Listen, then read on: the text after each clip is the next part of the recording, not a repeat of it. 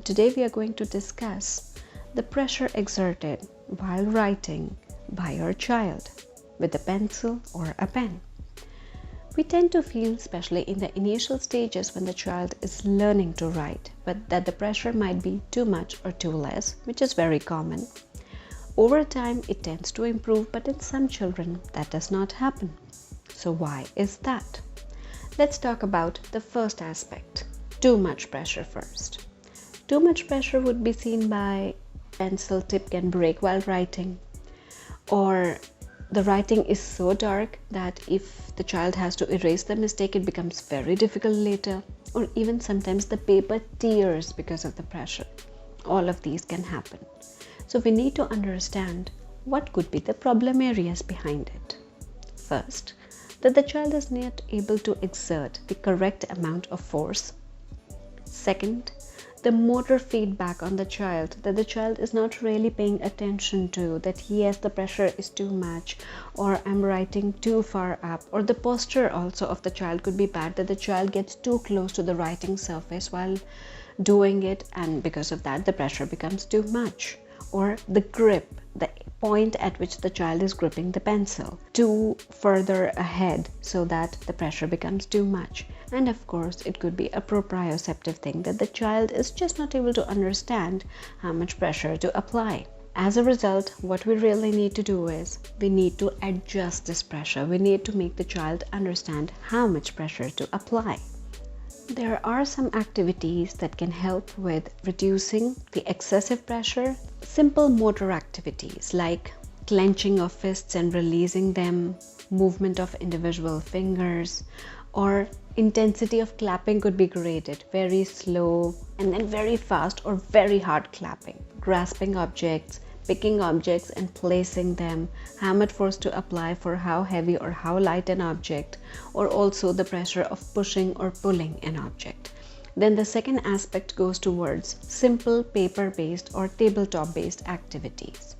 In that case, we can use tracing paper for the child. Paper will actually tear if too much pressure is applied, or writing on a tissue can also help.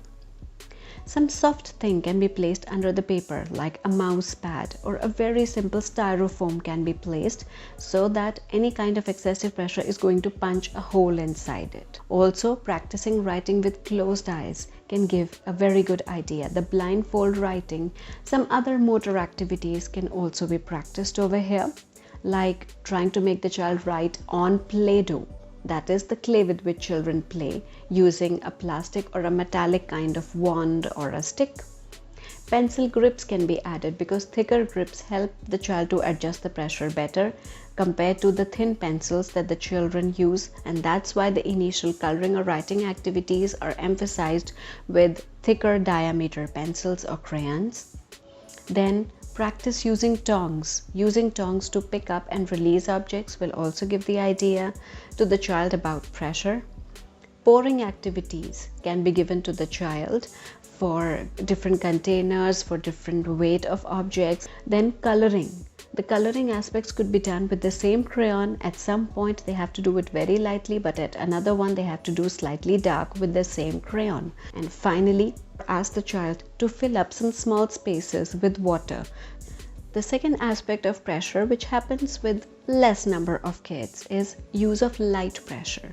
They write so lightly that pencil marks are hardly legible. Writing fades over time and you cannot really understand what the child wrote. So the reason this could be some kind of weakness in the fingers, or a poor dexterity, or even the overall sensory awareness in the hand is less. So in order to improve this particular ability in the child, we can use a pencil which has some kind of weight so that it adds to the overall pressure, it adds to the overall force with which the child is going to write. The use of a carbon paper so that the child understands, was it too light or too dark.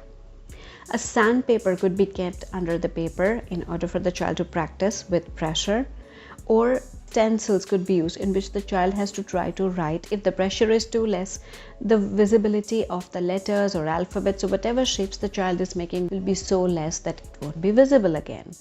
And of course, you can always make the child write with different kind of colors of pens also. or writing with a mechanical kind of pencil.